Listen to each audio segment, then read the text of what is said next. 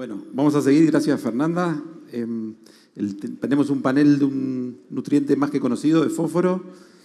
Para eso vamos a tener a los dos súper especialistas de fósforo y primero se los voy a presentar a ellos. En primer lugar, Gerardo Rubio, además de tener que enseñarme a mí lo que era la ciencia cuando era un agrónomo recién recibido y sabía muy poco de agronomía y menos de ciencia. Gerardo es doctor en Ciencias Agropecuarias de la UBA, de la Facultad de Agronomía, el primer doctor de la Facultad de Agronomía de la UBA. Tiene un postdoctorado en Penn State. Es director actualmente del INBA, así como le decimos nosotros, el Instituto de Biociencias Agrícolas Ambientales. Es investigador principal de CONICET.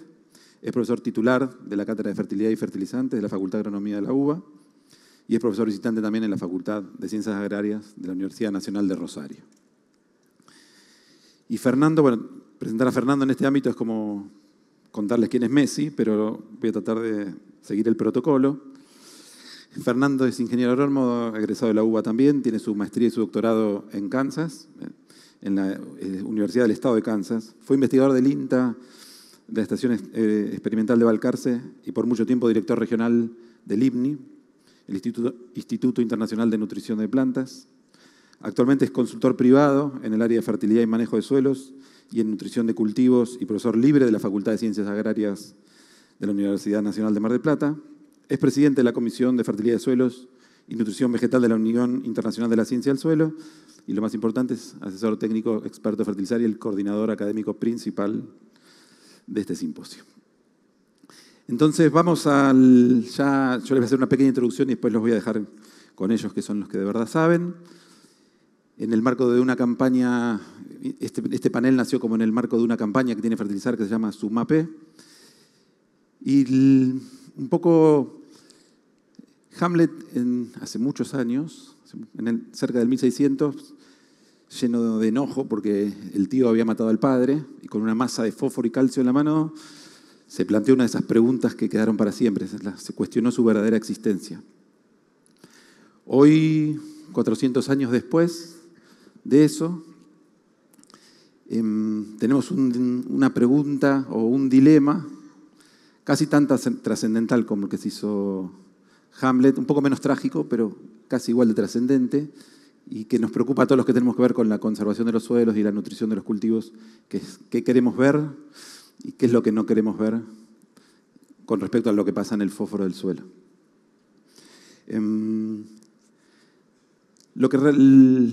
La misma pregunta de ser o no ser tiene que ver con la colisión de lo que pasa en la vida, con lo que pasa en la realidad, contra los valores o los principios. Eso es lo que fue lo que desencadenó un poco la reacción y la duda de Hamlet. Y en el fósforo parece que estamos en un camino algo parecido. Lo que nos mostró Hernán y que venimos viendo y que se viene confirmando es que se están quedando los suelos sin fósforo. Un poco más, un poco menos, campaña tras campaña, nos vamos quedando sin fósforo. No es nuevo, no pasa solamente en la región pampeana, mostró también Hernán la publicación del equipo de él, de lo que se vio, los resultados del NOAA y del NEA, resultados muy parecidos, las tendencias más o menos son las mismas, los colores verdes se transforman en amarillos, los amarillos en naranjas y los naranjas se transforman en rojos. Con la pequeña cuestión es que si hacemos zoom y miramos los números a los que estamos bajando, son números menores a 10 o 15 partes por millón, es decir, que nos estamos moviendo hacia zonas de deficiencia. Las deficiencias empiezan a aparecer y se empiezan a sumar. No estamos bajando a cualquier nivel. La razón, el culpable tiene medio poco para defenderse, son estos gráficos que mostró Hernán rápidamente, que nos muestran que a nivel de producción cuánto aportamos de lo que extraemos, esos famosos gráficos de reposición versus extracción, que en todo el mundo se hacen al revés, nosotros los hacemos así, como para que quede claro, si estuviéramos en el 100%, a medida que pasan los años, estaríamos reponiendo todo lo que extraemos. Por supuesto, estamos bastante por debajo de eso. El promedio no supera apenas el 50% de reposición de fósforo. Argentina tiene una tradición probablemente derivada de haber heredado esos suelos donde siempre crecen las plantas, ese suelo tradicionalmente, históricamente muy rico. Hay una buena noticia que es que la tendencia es algo ascendente, ¿sí? No tan ascendente como quisiéramos, o no con la velocidad que quisiéramos, pero es ascendente. No por el pico ese que mostró Hernán del 2022, que fue un pico, bueno, porque por la seca, que quedó mucho más nutriente en el suelo de otros años, pero hay cierta tendencia lenta hacia crecer, o sea, se va madurando el mercado. La mala noticia, por supuesto, es que estamos vendiendo las joyas de la abuela o la comodidad de los nietos, como lo querramos decir, ¿no? Estamos vendiendo un poco el futuro de la producción, como dijo Martín, se produce con nutrientes. No hay producción sin nutrientes. Las estimaciones más reales dicen o dan un valor muy aproximado de que se exportan 6 kilos, o el desbalance en realidad, por hectárea por año son 6 kilos, que si uno lo lleva a las 33 millones de hectáreas que se sembraron en la última campaña entre trigo, soja y maíz, da unas 200.000 toneladas de fósforo elemento, que es aproximadamente 1 millón de toneladas de fertilizante, en un mercado que no llega a 5 millones de toneladas, y sin querer comparar como se tentó Roberto, es un número muy alto. Con un súper pequeño paréntesis, es que Argentina no tiene yacimiento de fósforo, o sea, salvo que se encuentre, que todavía no se encontró, Argentina no tiene. Entonces, cualquier fósforo que en el futuro se precise o se precisa ahora, tiene que ser importado, ¿sí? Con el nivel, con la complicación logística, más allá de la cuestión de la soberanía, que le mostró Roberto, que implica la importación o la compra de un fertilizante desde afuera. Ahora uno podría pensar que, bueno, les debe pasar a todos los países que producen alimentos, las plantas absorben nutrientes, se llevan más, no hay ningún problema con eso. Los precios de los fertilizantes son caros, de los commodities son demasiado baratos, los granos, bueno, entonces se podría pensar, bueno, le debe pasar a todos los países. Como siempre, Argentina es bastante único en el mundo, bastante diferente, siempre tenemos nuestra cuestión diferente, y no solo lo vemos nosotros, cuando vemos las revisiones de afuera, claramente los investigadores de afuera resaltan que Argentina es uno de esos países que dentro del concierto de países que producen alimentos en serio, en cantidad, es el país que por lejos está siempre por debajo de la reposición de nutrientes de todos en general y del fósforo en particular. Si yo les muestro un mapa de balance de fósforo, exportación versus reposición, y no les muestro la escala, perfectamente ustedes imaginarán cuáles son los rojos y cuáles son los azules, ¿no? Argentina junto con Guyana, que vaya a saber por qué tiene ese problema de superextracción, debe haber muchos argentinos produciendo en Guyana.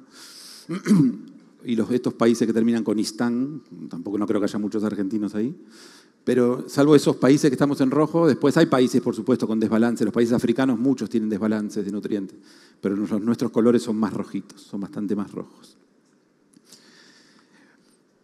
Bueno, uno podría pensar, bueno, no pasa nada, desbalance, pero si las plantas siguen creciendo y las cosas siguen, no pasa nada. Ahora la cuestión es, ese desbalance, ese agotamiento, ¿lo podemos ver fácilmente a escala de lote? Bueno, cuando uno ve deficiencias a escala de lote, la verdad es que cuando las ve, porque la mayoría de las deficiencias de los nutrientes en general y de fósforo en particular son subclínicas, es decir, uno no ve nada, pero en realidad hay deficiencia de fósforo. Y cuando las llegamos a ver al final del camino, es porque ya es tarde o porque la cuestión ya es extrema. Salvo con ensayos, con los ensayos a veces nos permiten ver estas cosas. Por supuesto, no podemos poner un ensayo en cada lote de producción. Nahuel siempre propone, bueno, que el productor o que el asesor ponga un ensayo en la puerta donde pasa el técnico todos los días cuando empieza y que haga franjas, ¿no? Esa es un poco la recomendación de Nahuel, que me parece muy piola. Pero salvo que tengamos ese tipo de ensayos, después con la cosecha de los ensayos se ve también, es la respuesta, pero a simple vista no siempre se ven como estos ensayos, que son ensayos de larga duración, por supuesto. Bueno, no importa, las plantas no lo dirán, pero podemos acudir al análisis de suelo, al famoso análisis de suelo, donde tanto tiempo insistimos que es una herramienta barata, es una herramienta de bajo costo, que da mucha información, que sirve para un montón de cosas, que siempre estamos pensando que tenemos una baja uso del análisis de suelo, muy bajo uso del resultado. Es decir, bueno, usemos análisis de suelo. Entonces tenemos que pensar qué tenemos en el pack de herramientas de análisis de suelo para estudiar la nutrición fosforada. Y casi lo único que tenemos, por lo menos a nivel comercial, es el fósforo Bray, el fósforo extractable, ¿no? Que se llama Bray porque el extractante es el Bray Kurz 1 que tenemos en la región pampeana. Entonces podemos pensar, bueno, con el fósforo Bray quizás nos puede ayudar para decir, bueno, estamos bien o estamos mal. ¿Qué pasa con el fósforo Bray? ¿Es suficientemente sensible a estos desbalances, a estos agotamientos? Los resultados nos parecen indicar que no. Este es un trabajo que seguramente lo recuerdan de otros simposios, el trabajo de Florencia Sucunza y bueno, varios de los que están acá, donde lo que muestra es cómo se mueve el fósforo Bray en situaciones donde le voy poniendo más de lo que poniendo más de lo que extraigo, que es del 0 a la derecha, la flechita verde, o cuando extraigo más de lo que repongo, la flechita roja. ¿Cómo funciona el fósforo Bray en esos dos casos? Bueno, lo que se ve claro es que cuando los valores de fósforo son altos y voy hacia el lado de la reposición, las tendencias son súper marcadas. Cuando me empiezo a meter en los valores bajos por agotamiento de fósforo, las tendencias son mucho más chatas y ya la bajada no hace justicia. Ya no representan con tanta claridad el agotamiento de fósforo, porque claramente el fósforo Bray no refleja muchas de las fracciones más resistentes del fósforo, entonces no lo ves. Es invisible para el fósforo Bray la fracción resistente, pero el suelo se va agotando. Bueno, entonces parecen todas malas noticias, pero no son todas malas noticias. Hay una buena noticia, que es que los trabajos también nos muestran que si nosotros aplicamos por sobre lo que exportamos, el fósforo se recupera. El fósforo tiene muy poco lugar, ahora Gerardo lo va a explicar mucho mejor, pero el fósforo tiene muy poco lugar a donde ir, más allá que irse por los granos. Entonces, si nosotros lo ponemos, el fósforo de alguna manera va a quedar en el suelo. El suelo tiene muchos sitios donde retener fósforo. Y los valores de fósforo se pueden recuperar en cantidad y también en calidad. ¿Sí? El frasco, cuando se llena un frasco, es como llena un frasco de caramelos, de ese tipo de frasco de caramelos, donde yo voy aumentando la cantidad, pero también voy aumentando la facilidad de agarrar el caramelo. El caramelo de arriba es más fácil de agarrar que el caramelo que está abajo. Lo mismo pasa con el fósforo. Las fracciones cuando aumentamos los niveles de fósforo Bray, las fracciones se vuelven más disponibles. Por supuesto, Gerardo ahora va a hablar mucho más de eso. Entonces, en este dilema que tenemos de la realidad, que nos estamos quedando sin fósforo, y nuestros valores, y los valores que seguramente compartimos todos, que es que queremos suelos bien nutridos, suelos saludables, suelos que puedan hacer crecer a las plantas, suelos fértiles, decidimos hacer una campaña que promueva, con datos probados, que promueva el uso del fósforo, ¿sí? Que promueva la aplicación del fósforo. Y dimos lugar a la campaña, lo que se llama el programa SUMAPE. En 2 minutos le cuento el programa SUMAPE y ya lo dejo con Gerardo. El programa tiene básicamente, como cualquier campaña, 2 partes. Una parte de armado de datos, porque la idea era juntar datos probados y después salirlos a contar, tratar de explotarlos lo más posible. Para el armado de datos tuvimos una compilación excelente de Martín, que ya no sé dónde anda, donde armó inicialmente un núcleo duro de información de altísima calidad técnica, por supuesto de toda información científica publicada en publicaciones con referato. Eso fue la generación del núcleo duro, que luego lo editamos en Fertilizar, y simplemente lo que hicimos fue separarlos en fichas técnicas totalmente independientes con distintos temas, todos que tengan que ver con el fósforo, ¿no? La fertilización, qué pasa con el fósforo en el suelo, qué pasa con el fósforo en las plantas, de lo más básico hasta el último punto, incluyendo análisis económicos, y con énfasis, en principio, en los cultivos de soja y la producción de forrajes, 2 puntos alfalfa, por la relevancia económica y productiva que tienen estos dos sistemas y aparte porque son cultivos muy demandantes de fósforo. Toda esa información luego fue transformada, adaptada y súper expandida a través de distintas vías de comunicación. Por supuesto, la principal vía de comunicación fueron las redes sociales porque es la forma donde hoy en día la comunicación llega más fácilmente, pero no fue la única herramienta, pero por supuesto fue eso en un trabajo exhaustivo, muy largo, en las manos de Augusto, que ahora se fue, y que logró finalmente una gran penetración, pero todo a través de distintas herramientas. Toda esta información está en la página web de Fertilizar, pueden descargarla, hay un formulario de contacto, y esto por supuesto que no lo hicimos solo, le tenemos que agradecer a la compañía OCP o OCP, andan por ahí los chicos de OCP, porque la verdad que ellos nos ayudaron por supuesto con medios económicos, con medios humanos, con mucha materia gris, así que no estuvimos solo trabajando con esto, sino que también estuvimos con la gente de OCP, a las que le agradecemos. Bueno, la última cosa que les pido antes de retirarme es que nos ayuden a continuar con la campaña, a seguir expandiéndola. Empezamos con el fósforo, ya sabemos que no es el único nutriente en el cual estamos en deuda, hay muchos otros nutrientes, y por supuesto sabemos que cuando la fertilización es balanceada, cuando metemos muchos nutrientes en el combo, la cosa sale mucho mejor. La agronomía funciona mejor. Así que bueno, con eso yo cierro este súper resumen. Yo la verdad que de fósforo no sé tanto como ellos dos. Sé que hay fósforo rojo, blanco y negro, que es una linda combinación, pero lo voy a dejar ahora a Gerardo, que le va a explicar mucho mejor qué pasa con el fósforo. Vamos, Gerardo, todo tuyo.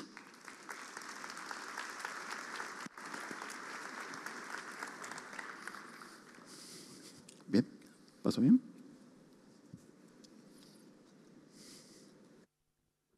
Buenos días, ¿se escucha bien, no? Bueno, buenos días a todos. Gracias a Fertilizar por invitarme a este ya clásico evento.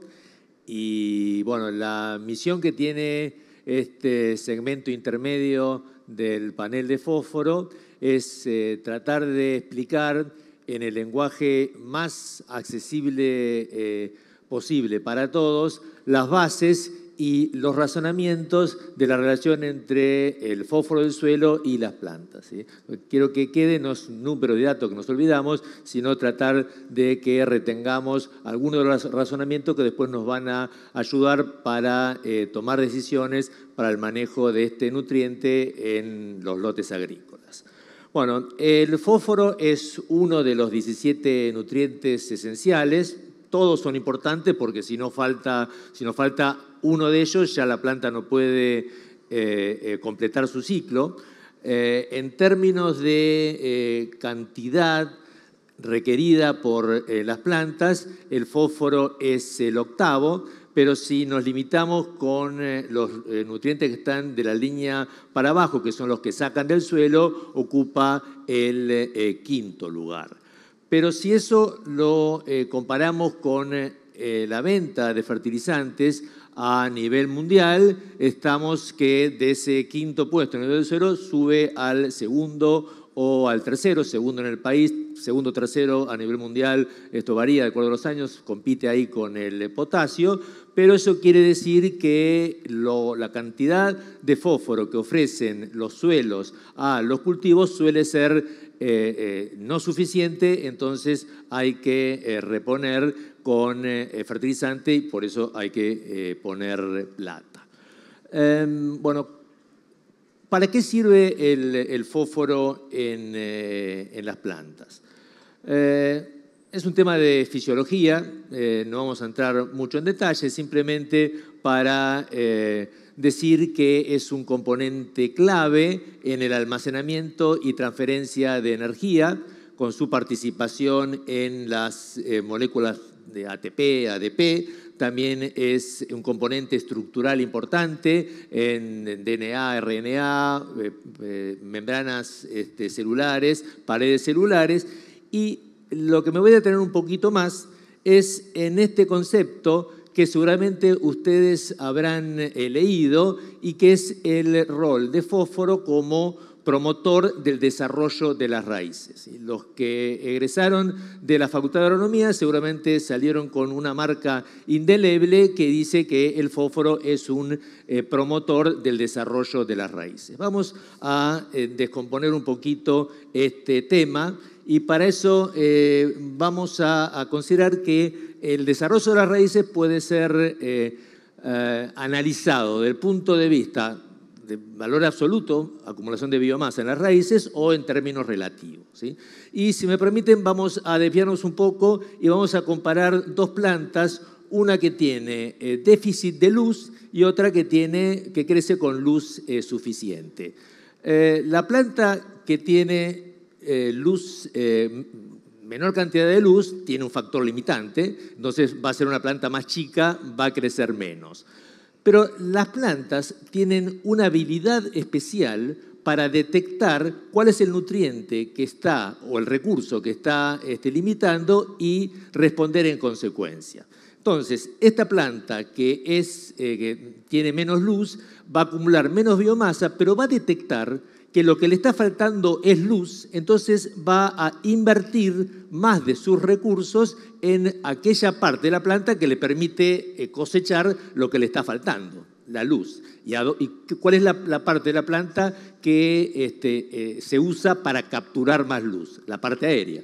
Y como lo que va arriba no va abajo, Lo que va a pasar es que esta planta con menos luz va a tener menos raíces. Y si le ponemos números, vamos a ver que la planta de la izquierda, la que está sufriendo falta de luz, la pobre, vamos a tener un 15% de raíces, y la planta que crece con luz normal, que no tiene limitantes, vamos a tener una arquitectura normal, raíz-tallo, vamos a suponer 20%. ¿Está bien? Entonces, vamos a ver qué sucede con el fósforo. El mensaje que queda de esto es que toda planta adopta su proporción de parte aérea y raíces de acuerdo al recurso que está limitando el crecimiento en ese momento. Vamos al fósforo. Tenemos una planta a la izquierda que le falta fósforo, una planta a la derecha que crece sin ninguna limitante ni de fósforo ni de ningún otro recurso. La planta que le falta fósforo va a ser más chica, ¿verdad? Y lo mismo que antes, esa planta va a ser más chica, pero ya va a detectar que lo que le está faltando es un recurso que se obtiene del suelo. Entonces, la consecuencia de esa lectura que hace la planta es que va a invertir más en las raíces. ¿Se entiende? Entonces, si esa planta la comparamos con una planta que crece sin déficit de fósforo, va a tener una mayor proporción de raíces. Si vamos a qué es lo que hace la fertilización nos corre de izquierda a derecha. Entonces, no hay evidencias, esto lo podemos hacer en cualquier planta, que una planta que tenga más fósforo, por ser una planta fertilizada, derive más de sus recursos. El recurso, la moneda de cambio de las plantas, el dólar de las plantas es la biomasa. O sea, no hay razón para que una planta con más fósforo derive más recursos, más biomasa a las raíces. Entonces, si le ponemos números, una planta que tiene déficit de fósforo, vamos a suponer que tiene un 25% del total de su biomasa en raíces, y una planta normal a la que le removimos esa deficiencia, estamos con un 20%. ¿Está bien? Entonces, el mensaje para llevar es que, otra vez, toda planta adecúa su proporción de parte aérea y subterránea de acuerdo al recurso que esté limitando su crecimiento, y entonces el agregado de fósforo a una planta deficitaria promueve el crecimiento general de la planta y no particularmente de las raíces. Cada uno va a revisar o no lo que tenía hasta en este tema en su cabeza antes. Vamos a analizar ahora qué podemos decir de la circulación, el ciclo del fósforo en los agrosistemas. Permitamos la asunción de que el agrosistema para este esquema está compuesto por el cultivo y el suelo hasta el volumen explorado por las raíces y un poquito más puede ser. Y este es el ciclo del fósforo. Lo que se ve ahí es un montón de procesos que está dentro de la caja del agrosistema, pero pocos procesos que conecten esa caja con el exterior. Dentro de los procesos internos tenemos lo que usted puede imaginar, la absorción por parte de la planta, el retorno de parte de ese fósforo que no fue en el grano a los residuos, y qué es lo que pasa con la comunicación de ese agrosistema con el exterior. Buenísima noticia, hay pocas flechas. No nos tenemos que preocupar por pérdidas gaseosas, como pasa con el nitrógeno, tampoco por lo que se nos escapa por abajo, por el lixiviado. Ahora vamos a detenernos en ese tema. Entonces, la salida la salida del fósforo del suelo no es una salida que nos preocupa, al contrario, nosotros queremos promocionar como agrónomos y productores esta salida, que es la salida por el grano. Mientras más fósforo salga por el grano, más vamos a producir. Entonces, esa flecha hay que meterle para adelante. Y la flecha de entrada es la fertilización. No tenemos un rhizobium que nos ayude, bueno, hay que poner plata y hay que reponer. Entonces, el mensaje acá es que si queremos evaluar cómo estamos haciendo las cosas en nuestros lotes agrícolas, es muy fácil la cuenta: P fertilizante menos P exportado, y ya sabemos cómo nos está yendo. Y el mensaje es que en suelos pampeanos no hay riesgo ¿sí? O es mínimo el riesgo, vamos a poner por algunos casos especiales, el riesgo de pérdida indeseada del fósforo del agrosistema. ¿Está bien?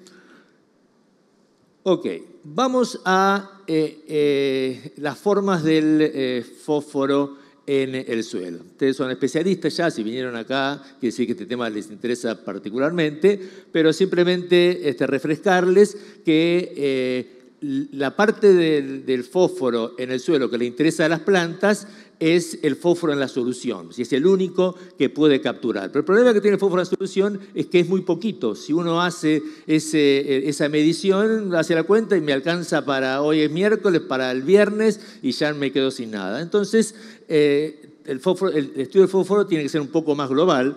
Y si extendemos nuestra caja a todo el fósforo del suelo, vemos que hay parte orgánica ligada a la materia orgánica, parte inorgánica, y todas estas fracciones las podemos clasificar de acuerdo a la cercanía a la solución del suelo. Desde las más lábiles, las que están más cercanas a la solución del suelo, es el término que usan los fertilólogos, la labilidad, y por otro lado, las que están más alejadas del fósforo de la solución son las más resistentes. Bien.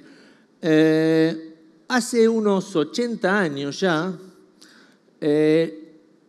los que trabajaban en nutrición de cultivos empezaron a preocuparse, bueno, pero ¿cómo podemos predecir si a un suelo le va a faltar fósforo para tener el rendimiento que esperamos en la planta, o sea, si están en condiciones de déficit o de condición de suficiencia? Y lo primero que vieron es que el fósforo en solución, medían el fósforo en solución, una medición muy barata, le haces pasar agua, le pones una bomba de vacío y eso no predecía nada. O sea, tenían una dispersión de suelos con diferente solución, no predecía nada. Entonces empezaron a atacar el suelo, no ya con agua, sino con cosas más agresivas, de modo tal de tratar de morder qué es lo que ayudaba o qué es lo que reponía ese fósforo en la solución que estábamos saliendo. Y dentro de esos extractantes, uno fue Bray, que básicamente muerde esto que estamos acá, no hay puntero, pero bueno, véanlo ahí, muerde obviamente el fósforo en la solución del suelo y parte del absorbido y parte del precipitado, pero lo interesante es que cuando se hicieron pruebas de hacer crecer plantas con una dispersión, con un gradiente de fósforo Bray del suelo, encontraban menos Bray del suelo, más rendimiento, entonces ahí estamos bien. Eso funcionó en la región pampeana. Los modelos, casi el altísimo porcentaje, sí que estamos conformes con el Bray del suelo y esa es qué es lo que toma el fósforo ese disponible. Entonces, ¿qué es lo que nos quedamos para seguir? Es que la planta toma solo el fósforo en la solución del suelo, pero hay que renovarlo constantemente y el fósforo tiene una fuerte interacción con la matriz del suelo y esta última frase, que la repito, es la que nos va a ayudar a entender cómo tenemos que manejar el fósforo y por qué tiene algunas ventajas, muchas ventajas, y es muy fácil manejar el fósforo, mensaje, muy fácil manejar el fósforo, y algunas cosas que tenemos que tener en cuenta. Ok, bueno, acá hay un rompecabezas y vamos a tratar de armarlo. El fósforo se encuentra concentrado en la parte superior del suelo. Si ponemos un zoom en el suelo, vamos a ver que el suelo tiene una parte sólida y una parte porosa, ¿sí? Acá tenemos una foto, acá a la derecha, en el medio, a la extrema derecha, tenemos una foto de un poro, ahí están las raíces, y vamos a ver cómo las distintas fracciones del fósforo del suelo interaccionan con esta matriz. Sólidos, poros, veamos. Hacemos otro zoom y ya hacemos un esquema para que lo podamos entender. La parte marrón es la matriz del suelo, la parte sólida. Lo que está alrededor en celestito es el poro ocupado por agua y que está ocupado por el aire, ¿sí? Dentro de la matriz del suelo tenemos esos signos positivos. Esos signos positivos son sitios de intercambio positivos. El fosfato tiene carga negativa y tienen una interacción y un rol clave en lo que le pasa al fósforo en el suelo, ¿sí? Lo que está en pintitas, en circulitos rosas, son iones fosfato. Ese ion fosfato que lo tenemos ahí está dentro de la solución, de la matriz del suelo. O sea que está alejado del poro del suelo. Ese fósforo en roso que está dentro no lo toma el Bray, porque no está cercano.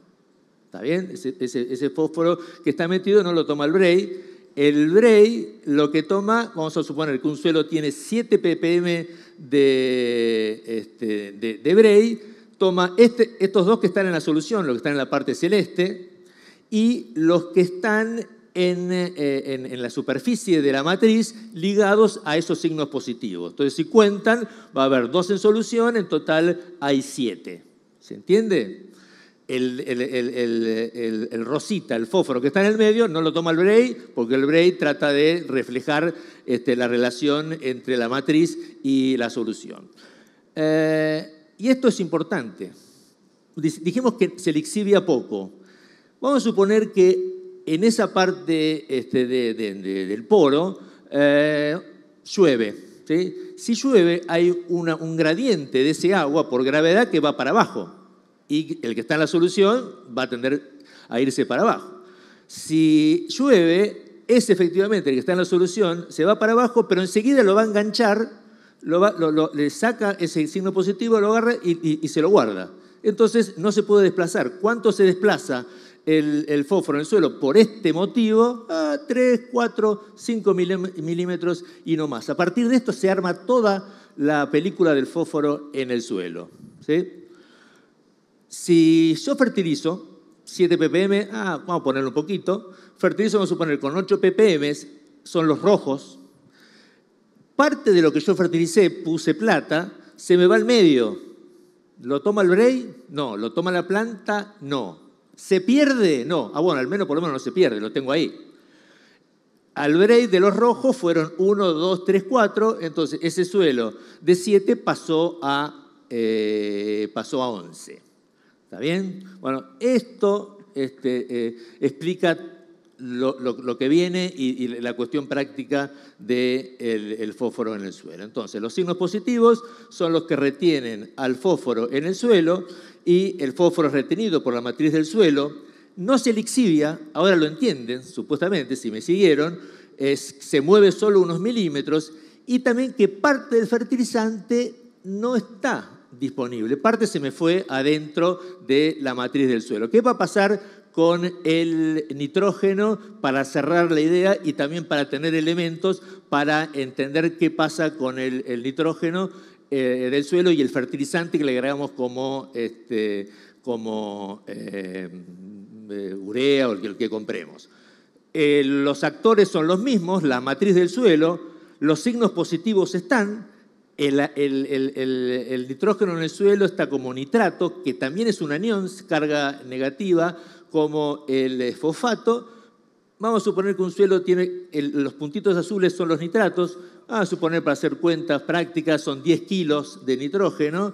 Y fíjense a dónde está el nitrato en el suelo. ¿Está enganchado a los sitios positivos, a esos signos más? No, no tiene interacción con la matriz del suelo el nitrato. ¿Sí? Entonces, yo tengo 30, los tengo 30 disponibles en la solución. Si yo fertilizo a este suelo con, vamos a poner, un equivalente a 30 kilos, esos 30 kilos ¿a dónde va a estar? Si no tiene interacción, va a quedar en la solución del suelo. ¿Está bien? ¿Qué es lo bueno y qué es lo malo de esto? Que no es, se mueve, lo malo es se mueve, se lixivia. Viene la lluvia y arrastra todos esos azules y esos puntitos, arrastra el nitrato, no lo retiene nada, se me fue. Lo bueno es que en el corto plazo todo el nitrógeno del fertilizante está disponible, no tenemos ese secuestro de la matriz del suelo de la mitad del fósforo que le agregamos. ¿Está bien? Y por último, una consecuencia práctica es, ahora ustedes deberían entender por qué el diagnóstico del suelo del nitrógeno se hace usualmente con la variable nitrógeno del suelo más nitrógeno del fertilizante, porque fíjense que yo acá fertilicé y todo se sumó al nitrógeno que había. Es una cuenta exacta. Tenía 30, fertilicé con 30, vamos a 60. ¿Y por qué? Entonces, lo que hacen los modelos, usan esa facilidad y le ponen en el eje X, no le ponen en nitrato del suelo, le ponen NS más NF. Buenísimo. Y también entienden ahora por qué los modelos de fósforo dicen Bray abajo y no dicen fósforo del suelo más fósforo del fertilizante. ¿Está bien? Bueno, ¿cómo sigue esto? Bueno, volviendo al diagnóstico del suelo, Bray nos funciona bien, estamos contentos. ¿De dónde sale esa capacidad del Bray de predecir? De redes de ensayos. Tengan en cuenta que las redes de ensayos siempre tienen una variabilidad. Esto es el rendimiento versus fósforo extractable, pero el rendimiento no depende solo de un eje, sino depende de otras cosas, del agua, de los bichos, del nitrógeno, de todo. Entonces, cuando se publican estas redes de ensayo para ver la relación entre la medida de diagnóstico y el rendimiento, siempre hay una dispersión. Y bueno, el que hizo el modelo trata de hacer pasar una línea que agarre por el medio, que agarre todo, y así sacar las conclusiones. La pregunta que nos podemos hacer es, bueno, eso funciona, podemos saber en qué contenido de fósforo del suelo la respuesta se satura, pero podemos preguntar, bueno, ¿pero eso depende del rendimiento? ¿Tengo que andar especulando a ver si niña, a ver cuánto me va a rendir el cultivo? Para eso podemos utilizar este trabajo del 2012. Tenemos cebada en función del fósforo extractable, en este caso usan Olsen, para el caso es lo mismo, y los datos se clasificaron en 3 años, uno muy bueno, que es el de arriba, uno promedio y otro bajo. Y lo que se puede ver es que si uno traza una línea a partir de cuando empieza a tomar fuerte la curva y entra a estabilizarse la curva, es decir, entrar en la zona de cantidad de fósforo suficiente, es más o menos equivalente, independientemente de que rinda mucho, rinda poco o esté en el medio. Esto podemos usar gráficos de diferentes especies, cebada, trigo, a todos les pasa lo mismo. Esto implica que, conclusiones de esto, para que se lleven a casa, el fósforo extractable es buen productor, es buen predictor de rendimiento, nos funciona bien el Bray en los suelos pampeanos, no mezclemos extractantes, o sea, si el modelo se hizo con Bray a 20 centímetros, medimos en nuestro suelo para hacer el diagnóstico Bray a los 20 centímetros, se llega a un nivel óptimo y luego no hay más respuesta. Y lo que es importante es que ese nivel óptimo no cambia con el rendimiento del cultivo. ¿Está bien? Eso es una buena noticia, pero vamos a avanzar un poquito porque este es un caso clave. En forma esquemática vemos que tenemos el rendimiento versus el fósforo extractable, diferentes rendimientos, pero cuando ponemos todo en términos relativos, vamos a ver que la línea donde empieza a saturarse es la misma independientemente del cultivo, y ahí tenemos el concepto del umbral crítico. ¿Sí? El umbral crítico es el nivel de fósforo disponible para alcanzar el 90-95% de rendimiento potencial, y a partir de este nivel no se necesitan fertilizantes o la aplicación de fertilizantes no implica una compensación económica en un plus de rendimiento. ¿Está bien? Perdón. Entonces, acá tenemos buenas noticias. No nos preocupamos por el rendimiento porque el nivel crítico es constante o, vamos a decir la verdad, relativamente constante para cada cultivo.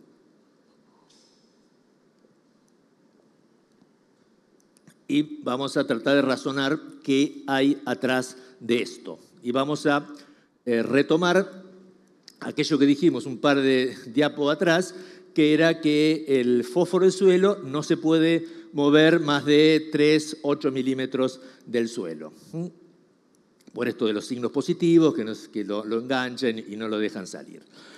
Tenemos 2 plantas, una que tiene un rendimiento menor de 3 toneladas y la otra es una planta que tiene más crecimiento, estamos en 5 toneladas para poner un número, ¿está bien? Sistema radical, a la izquierda, a la derecha. ¿De dónde toma el fósforo? Vamos a poner que yo tengo un fósforo ahí, ese puntito rojo. Ese puntito rojo está más de 3,8 milímetros de la punta de esa raíz. Entonces, ese fósforo no va a poder absorbido por esa planta. ¿Por qué? Porque esa planta solamente va a poder absorber de donde está la raíz 3 milímetros, 8 milímetros para un lado y para otro. Por ejemplo, esto es la raíz y yo le superpongo ese volumen de esos milímetros para un lado y para otro, el cilindro de agotamiento, y es la raíz y un poquito más. ¿Está bien? Entonces, ese fósforo que está ahí no alcanza. Si ustedes se ponen a analizar, en esa parte vamos a suponer que ese mapa de absorción de fósforo lo hicimos en la máxima absorción, hay momentos cerca de floración o por ahí. En ese momento hay un montón de suelos sin explorar, hay un montón de marrón ahí, hay más marrón que amarillo. Vamos a suponer la planta que tiene más rendimiento, tiene más raíces, lo mismo, tiene esa zona de exploración amarilla, y si yo tengo aquel fósforo que estaba a la izquierda, esa planta más grande creció un poquito más la raíz y lo alcanzó. ¿Está bien? Entonces, la pregunta era, ¿por qué los umbrales críticos son relativamente independientes del crecimiento, del rendimiento? Si yo en el momento de máxima absorción clavo mi barreno para hacer bray y en los dos lados y le hago bray, van a ver que la proporción de suelo marrón no afectado por las raíces es prácticamente la misma, ¿sí? Entonces, la planta que tiene más rendimiento es una planta más grande, va a tener una mayor necesidad de fósforo, tiene una mayor exploración del suelo, y como tiene una mayor exploración del suelo, eso explora porque tiene más capacidad de absorción, compensa esa mayor absorción. Entonces, el nivel crítico del fósforo del suelo es igual. Esta planta, si es una soja, me va a necesitar sus 12 ppm, la que rinde menos, o 12 ppm la que rinde más. Por eso, raíz más grande, puede explorar más y estamos todos contentos y no nos tenemos que preocupar cuándo rinde, le damos subimos el bray a ese punto y a otra cosa. Bueno, hay mucha información en la región pampeana, no nos vamos a extender en esto. ¿Cuáles son estos umbrales críticos? Para el norte de la región pampeana tenemos en esta red para maíz y para trigo, para maíz y para soja estamos valores más bajos de 14, para trigo estamos con 19. Si nos extendemos a toda la región pampeana, un trabajo muy interesante de Adrián Correndo, que lo que hizo es juntó todo, hizo un metaanálisis de los trabajos de suelo de fósforo en la región pampeana y vio ahí, como hizo una mayor dispersión de datos, detectó algo que se sospechaba, que los suelos que tienen texturas más finas pueden bajar el umbral crítico, algunos ppm, pocos, pero algo lo está bajando, básicamente por el poder buffer que puede renovar. Y podemos decir que hay mucha información, no nos vamos a extender. Acá hay un collage de la información que hay. La gente de Entre Ríos, la gente de Balcarce, la gente de la UBA.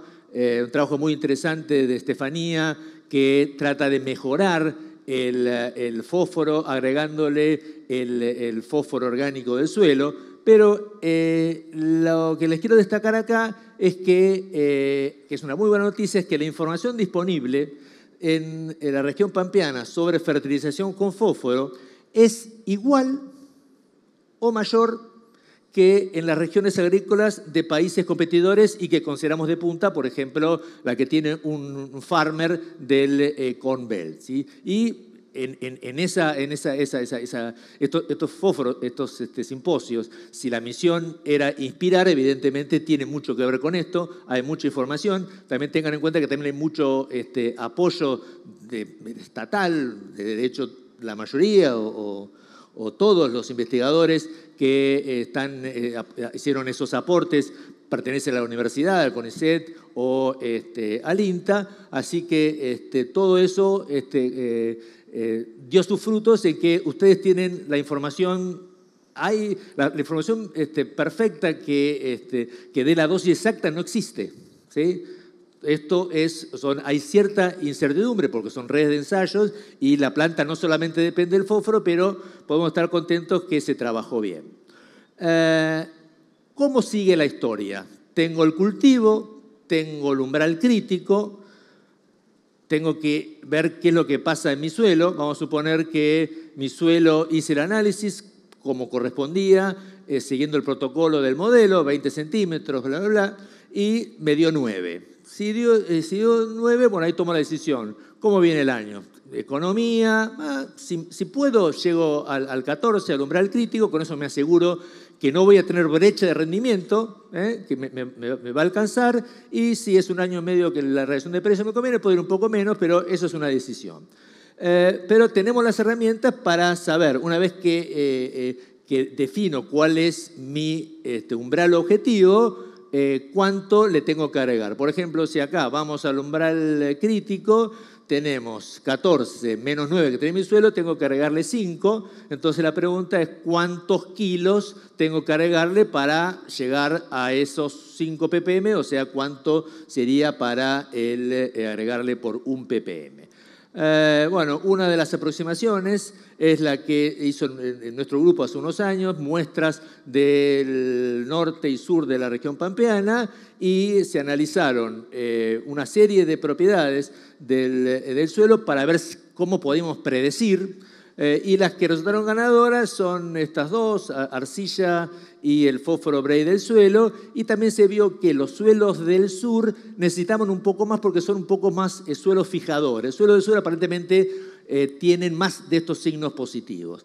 Para resumir, en el norte promedio estamos en 4,2 kilogramos de fósforo por hectárea para elevar 1 ppm, y en el sur, abajo de esa línea roja, estamos en unos 5,4 kilogramos de fósforo para elevar 1 ppm. En el ejemplo anterior, entonces, si era del norte y teníamos que elevar en 5 ppm por 4,2, estamos en una dosis recomendada de 21 kilos. ¿Bien?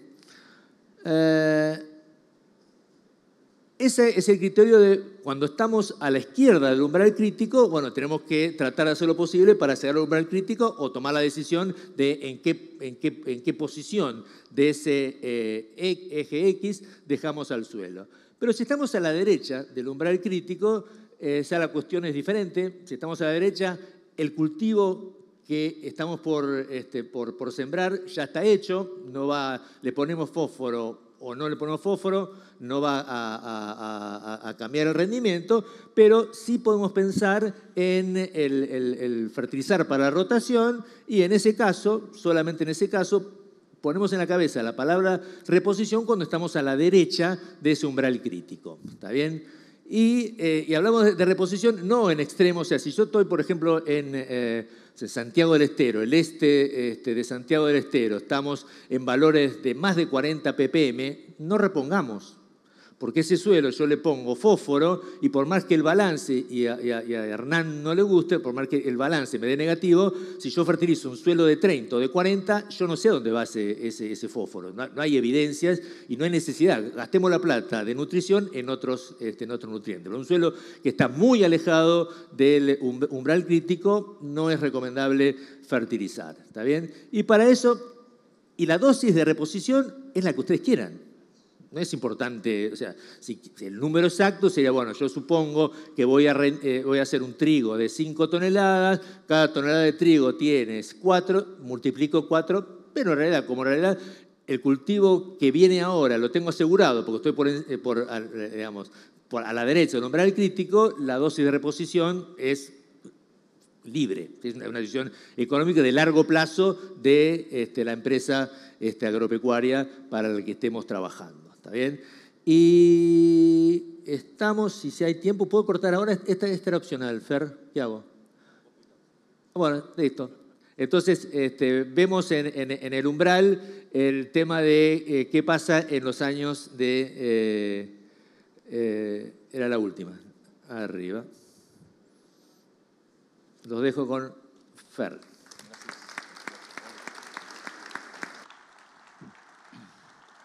Bueno, vamos a... les agradezco a Esteban y a Gerardo todos estos planteos de fósforo. Creo que todo lo que nos contó Gerardo es muy útil para entender cómo funciona, y simplemente mi función acá hoy, cerrando este panel, es ver un poquito acerca de algunos aspectos que hacen a la aplicación del fósforo, el manejo de los fertilizantes fosfatados en sí. Antes de empezar con eso, por ahí algo que refuerza un poco todo lo que nos contaba Esteban acerca de la importancia del fósforo. Con estos números nos encontramos haciendo algunos análisis económicos este año con los 25 años de la red de nutrición de los CREA Sur de Santa Fe, mirando un poco cuáles eran los márgenes netos que teníamos con los distintos nutrientes principales que analizamos en esa red, nitrógeno, fósforo y azufre, y los tres en conjunto. Encontramos estos márgenes netos, es decir, el impacto que tenía la fertilización, ya sea con... era el otro botón, ¿no? Con nitrógeno, que es la barra azul, con fósforo, que es la barra naranja, con azufre, que es la barra verde, o en la barra celeste, los tres nutrientes juntos.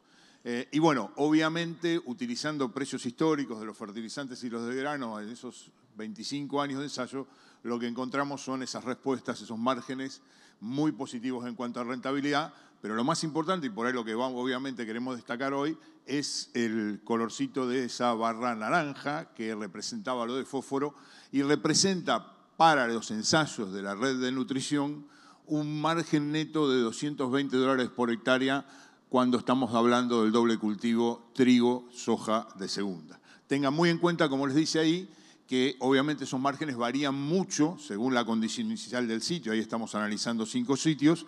Como bien les decía Gerardo, hay sitios en los cuales los niveles de fósforo Bray son altos y no hay respuesta, y sitios en los cuales son bajos y sí tenemos respuesta, y por supuesto con mayores márgenes netos. Bueno, hablamos de pesos de plata, de rentabilidad, y frecuentemente utilizamos este tipo de análisis que les voy a mostrar yo ahora cuando decimos o tratamos de responder la pregunta que surge todos los años, todas las campañas, como decimos siempre, esto es: ¿conviene fertilizar este año? Los números dan.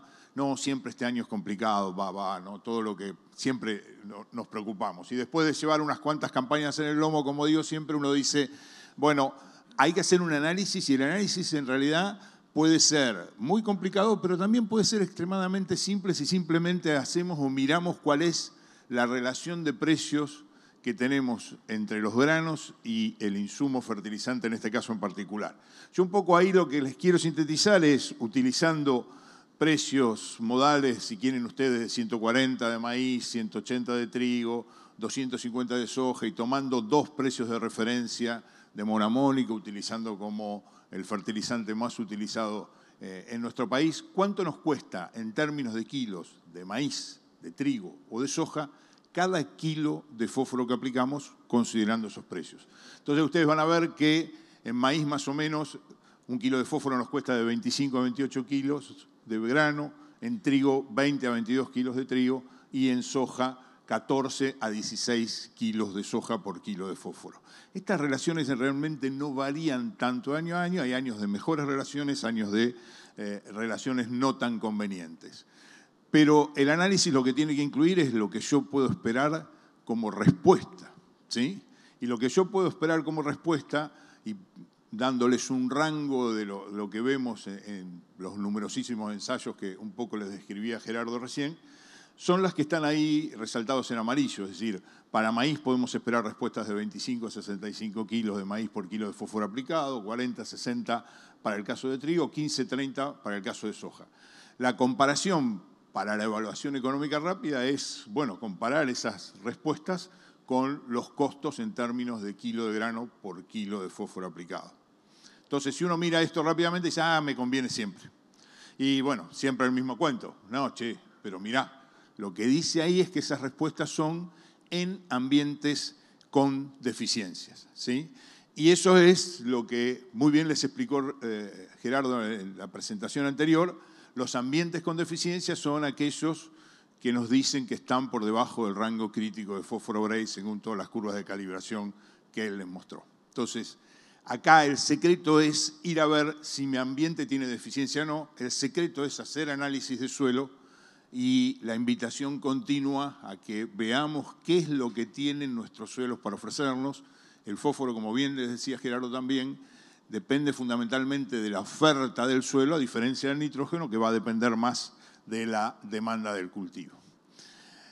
Entonces, si hacemos un repaso de qué es lo que miramos cuando estamos pensando siempre en el manejo en términos generales de la nutrición y de la fertilización, volvemos a las ya viejas 4R, las mostramos acá en el simposio 2009, hace mucho tiempo. Pero bueno, tomando esas 4R, esos 4 requisitos, acuérdense que era saber la fuente, la dosis, el momento y la forma, algo que ya venimos hablando esta mañana a lo largo del simposio, que responden a esas 4 preguntas: qué, cuánto, cuándo y cómo debo fertilizar, ¿sí? El qué en este caso es fácil, estamos en el panel de fósforo, estamos hablando de fósforo, por ahí vamos a hablar ahora un poquito de fuentes. El cuánto lo respondió ampliamente Gerardo en cuanto a la dosis de fósforo que hay que aplicar, y por ahí vamos a hacer alguna referencia bastante rápida a momento y forma, ¿sí? Entonces, si vamos analizando un poco esos puntos, yo particularmente quería rescatar una parte que me parece que hay que enfatizar sobre lo que les explicaba Gerardo, que es el tema del muestreo, que atañe a todos los nutrientes, a todos los muestreos, todo lo que estemos revisando en un análisis de suelo, en un esquema de muestreo y posterior análisis de suelo, que es hacerlo bien y es clave para el diagnóstico. Siempre decimos que el análisis de suelo en realidad incluye 3 etapas: muestreo, el análisis en sí mismo en laboratorio, interpretación y recomendación. La etapa más crítica de esas 3, para mí, sigue siendo el muestreo, porque tenemos mucha variabilidad. Entonces, recordar un poco esas pequeñas reglas o consejos o advertencias que uno da en cuanto a, bueno, mucho cuidado con la variabilidad, entonces hacer un gran número de piques para hacer esa bolsita que voy a llevar al laboratorio.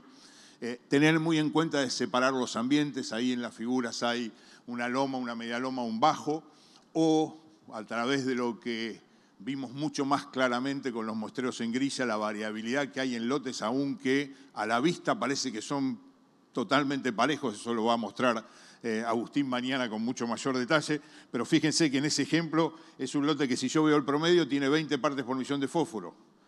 Si voy a soja, no fertilizo, pero tiene el 60% del área debajo de 17 partes por millón y podríamos ir trabajando con distintos números. Hay una gran zona en rojo ahí. También insistirles en evitar zonas de aguadas, de alambrados, de secciones, de esquinas, alejarnos de los alambrados. Bueno, para fósforo eso es particular, hay que tener mucho cuidado también con los surcos del cultivo anterior. Hay algunas reglas que dicen, el surco del cultivo anterior, 1 del surco, 8 del entresurco, está. Y el surco del cultivo anterior del año pasado. Bueno, ese también lo podés ver si vos mirás. Y el de hace 3 años, y es, bueno, ya, muchachos, hay que hacer muchos piques y tratar de evitar al menos el surco del cultivo anterior, ¿no es cierto? Acuérdense algún detalle importante, que es respetar la profundidad de muestreo. Acá alegremente todos decimos 0,20, 0,20, que es lo que usamos, y muchas veces nos encontramos que ese 0,20 tiene una variabilidad que va de 0,10 a 0,30, porque estaba húmedo, estaba seco, estaba duro. Usé un barreno así, un barreno asá. Cuidado con la profundidad de muestreo, hay mucha variabilidad en fósforo según la profundidad del muestreo en la que estemos trabajando. Momentos y formas de aplicación, y esto un poco también siguiendo la línea de que decía Gerardo, es bastante fácil el fósforo, ¿no? Porque uno dice, en realidad el secreto del fósforo es que esté disponible temprano durante el ciclo de cultivo. Entonces ahí, en términos generales, mostrándolo en un diagrama de ciclo, los que nos tenemos que concentrar es en las aplicaciones, ya sea en presiembra al goleo o en la línea de siembra. Y bueno, decimos también puede haber aplicaciones foliares. No vamos a solucionar una deficiencia de fósforo con una aplicación foliar en B10 de maíz si el lote es bajo en fósforo, ¿sí? Eso tiene que quedar muy claro, por eso les remarco ahí abajo la importancia de la disponibilidad temprana del nutriente para el desarrollo del cultivo. Y después en las opciones en cuanto a las formas de aplicación, y en esto hay cantidad de trabajos en la literatura a nivel mundial, vamos a encontrar todas esas variantes que describe esta infografía del IMNI ya de hace algunos años. Y por ahí la mayor siempre discusión o charla ha estado en, bueno, tengo que hacerlo siempre al costado y abajo de la semilla, 2,5 centímetros, 1 pulgada, Luis, ¿no? Abajo, a la izquierda, a la derecha y en profundidad, exactamente ahí. O lo puedo bolear en superficie, en presiembra, cuánto tiempo antes. Bueno, todas esas discusiones que hay mucha información local y que yo les invito a que la repasen en las zonas en las cuales ustedes están. Por ahí me pareció que era importante resumirla haciendo un poquito de historia. Hace, ¿cuánto es esto? 2010. Hace 15 años, en este lugar, Pedro Barbagelata nos mostraba una red de experimentos bastante grande de INTA que evaluaba la aplicación al boleo anticipado de fósforo en maíz y la aplicación en bandas. Y este era el resumen y es la diapositiva de Pedro en realidad, que nos muestra que incluso con suelos bajos de fósforo de menor de 10 a 15, o altos obviamente, arriba de 15 con menos respuesta, los rendimientos entre la aplicación al boleo anticipado y la línea eran similares. ¿Es una oportunidad? ¿Va a ser alguna vez mejor el boleo que la línea? No, la referencia es la línea. Lo que puede hacer el boleo es igualar la eficiencia. Tiene ventajas y desventajas, por ahí son muy largas para en esta presentación charlarlas una por una.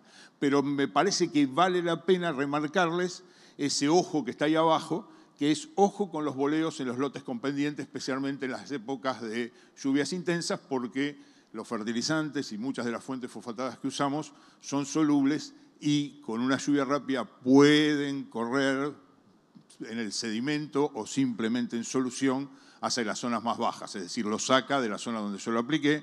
Eso sería un primer impacto en productividad. El segundo impacto muy grave que se puede dar ahí es que termine en cursos de agua y genere procesos de eutrofización. Y eso parece por ahí lejano cuando devolvemos nada más que la mitad del fósforo que se llevan los nutrientes en Argentina, pero hay muchas zonas que están en riesgo con esa situación. Para nuestro caso, típicamente va a ser el caso de la provincia de Entre Ríos. Hay muchos colegas acá y amigos de Uruguay. En el caso de Uruguay eso ya ha sido evaluado ampliamente en distintos trabajos de facultad y de INEA. Bueno, entonces ahora en la parte un poquito final, cerrando aquello, ¿se acuerdan de dosis, fuente, momento y forma? Vamos a meternos un poquito en las fuentes. Históricamente siempre dispusimos de fertilizantes convencionales. Han aparecido una serie de fertilizantes de eficiencia mejorada. Siempre hay una oportunidad, siempre está dando vuelta eso. Hay roca, este año la roca, generalmente yo veo poca roca disponible en el mercado, pero es una oportunidad también. Hay una oportunidad enorme que está surgiendo muy fuerte en los últimos años, que son los reciclados, sean orgánicos o inorgánicos. Y por supuesto está la oportunidad de trabajar con lo que son los biofertilizantes. Yo voy a pasar un poquito rápidamente algunas características de esta serie que les estoy marcando. Cuando hablamos en generalidad de fertilizantes convencionales de fósforo, y ahí voy a agrupar los dos super, triple, simple, y los dos fosfatos, monoamónico y diamónico, en realidad las eficiencias kilo de P a kilo de P son muy, muy similares, digamos. La diferencia que muchas veces tenemos es que cuando comparamos dosis de producto, obviamente tienen distintas concentraciones de fósforo, pero también tienen diferencias en los otros nutrientes que los acompañan. Entonces uno dice, un súper simple, ojo, que acá aparte le está sumando azufre, un fosfato de amónico, ojo, que también le estás aportando una cantidad de nitrógeno. Pero de vuelta, kilo de P a kilo de P, y ahí también estoy incluyendo, por ejemplo, las soluciones de fosfatados líquidos, que sería, no es muy común acá en Argentina, pero es el polifosfato de amonio, o 10-34-0, son muy, muy similares en cuanto a la eficiencia de uso de ese fósforo. Aparecen sí, en los últimos años en el mercado, a nivel mundial, también a nivel local, una cantidad de fertilizantes fosfatados más eficientes. Mañana en la mañana tenemos una sesión en la cual vamos a hablar de algunos de estos productos en particular, pero por ahí con más foco en nitrógeno.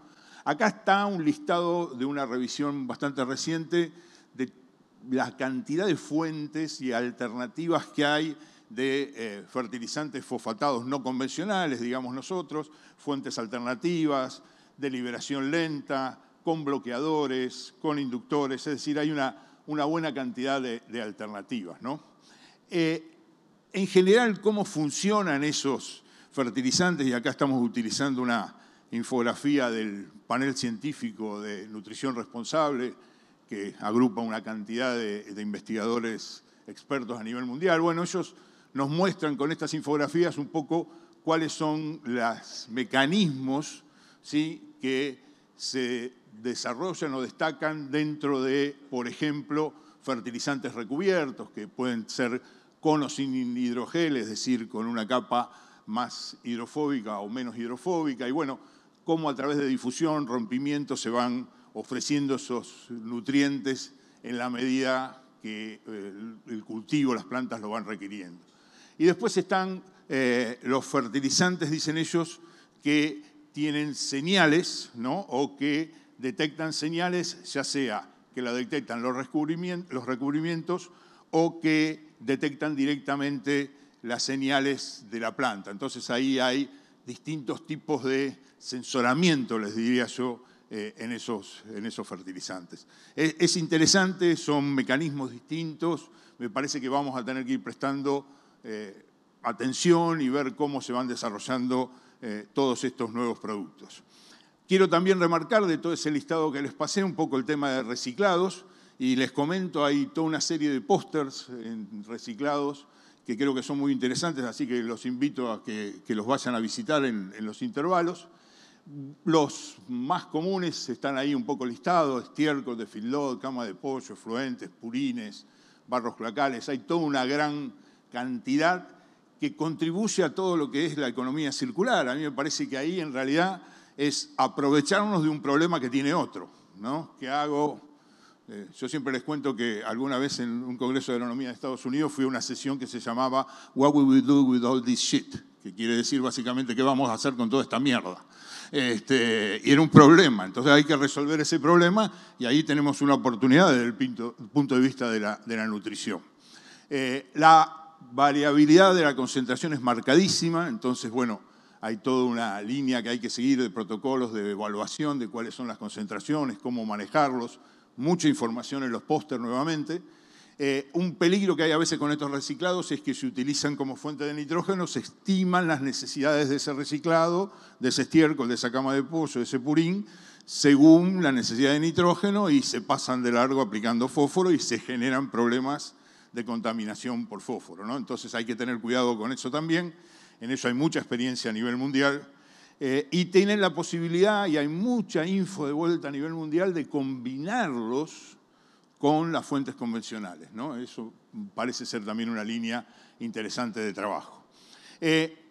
Un poco en el renglón final yo les marcaba el tema de biofertilizantes, y acá hay toda una historia de cuál es el lenguaje que usamos, pero yo lo voy a agrupar como biofertilizantes. Estoy hablando más que nada de microorganismos, de bacterias, de hongos. De vuelta vamos a ver algo mañana a la mañana en la sesión de especialidades que nos va a ampliar mucho más.